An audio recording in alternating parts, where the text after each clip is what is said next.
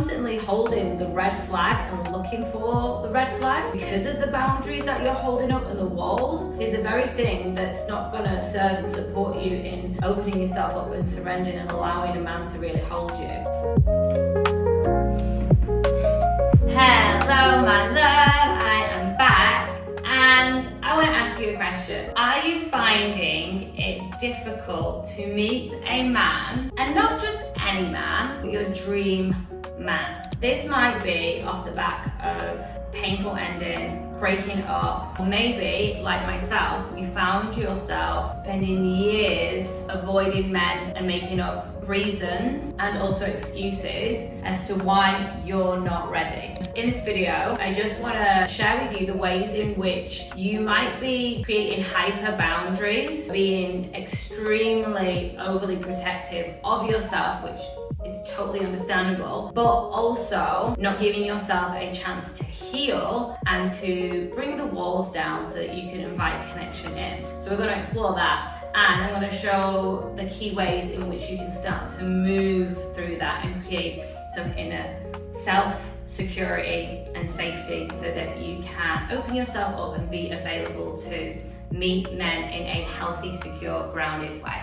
So as I shared, I totally get what it feels like to be in this ever-evolving experience where there's a continuous pain that kind of lingers over years from painful breakups and men who have betrayed you in the past, and maybe like myself, you held the abandonment wound from your own father, and since then it's felt like you've just been repeating this pattern of men that don't ever truly show up for you. That in and of itself can be more than enough to be like, okay, I'm done, I'm out of here, and go and create this independent lifestyle, where you're like super sufficient for yourself, you're self-equipped, doing all the things, you're financially secure, you're awesome in your career, and you're really bossing it there. You don't really need a man. You built a life that kind of says, don't need a man as well. And because of the dynamics in the social way of constructing our lives as a community, often than not, men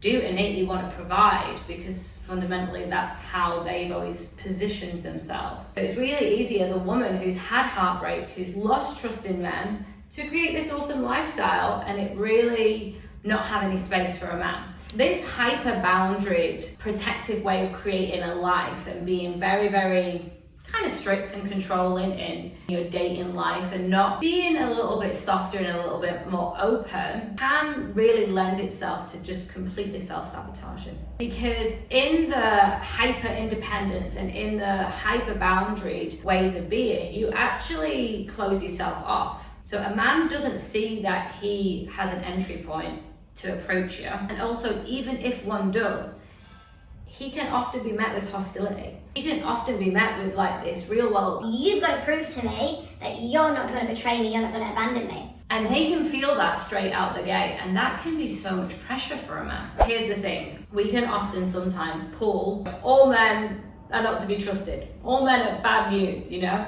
And we see this so much in society, and then of course we attract it if we believe it. So constantly holding the red flag and looking for the red flags because of the boundaries that you're holding up and the walls is the very thing that's not gonna serve and support you in opening yourself up and surrendering and allowing a man to really hold you. That, I get, can be scary as fuck. I totally understand this. Like when I broke up with my last partner 10 years ago now, it took me 8 years to even realize like the amount of pain that I was holding that I completely disassociated from, that I completely avoided, that I couldn't even really touch the surface of because I had equipped myself to just distract and be busy and socialize and travel and focus on my career. And all those things were great for me, but fundamentally, I desired to be in a relationship, but I was avoiding even looking at it.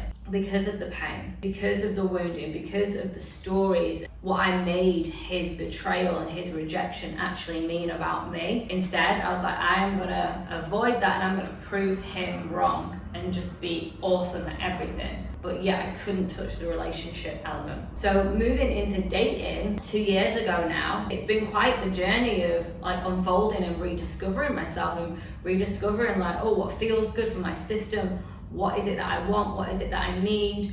How do I want to fully like really put on the table and show up to this date with this human being and be fully, truly me? Even when in my past relationship, when I was truly me and I was vulnerable and I shared like edgy things about myself, it was later thrown in my face in arguments. Even with that, even with the shame that I was exposed to, I still chose in those 2 years of like dating and relating to really go in and just be myself and keep anchoring in and trusting myself that even if this man on the other side of the table is not my man, I still get to show up as myself.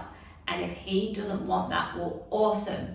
He's saying no to me. At least he's not saying no to some fake version of me that I'm pretending to be. So this was a journey of healing that I went on, is really honoring the wounds that I was carrying and creating specific spaces where I could heal those wounds. I first did this in women's circles, getting into nervous system somatics work and really finding a community of women that I could relate to and I could heal with. And then I also moved it into co-ed spaces where I were met with men who were doing the same work in men's circles, and I was like, this is awesome. And then it's when it starts to like really create this sense of safety that there are good men out there in the world. And the more that I was seeing this, and I was seeing them in their vulnerability and seeing their pains from their relationships with women in their past and their mums, I was like, wow, this is incredible. Like I always thought that men just didn't give a shit, and they actually do. So I'm sharing this with you because I know that having these hyper boundaries can feel like you being in your power, and get really curious if that is genuinely being in your power. Because if you have a desire and a longing and a yearning to be in partnership with a man, a healthy masculine man, and have a healthy, secure relationship, then it isn't power. Because power and empowerment is actually putting yourself out there and meeting men and healing your wounds and honoring their wounds as well, because we've all got them, and really practicing together co-regulation and learning and growing, and also honoring your boundaries and knowing when it's a no and being like, no, this guy's not for me, and that's okay. I keep working and being with myself and trusting and know that I'm an exact aligned match for the man that I desire when I'm fully me from that safe space. So I hope this video served and supported you in some way, shape or form. If it did, like. If you have a comment, I'd love to know what landed for you, please drop it in. And if you want more of these videos, then hit subscribe.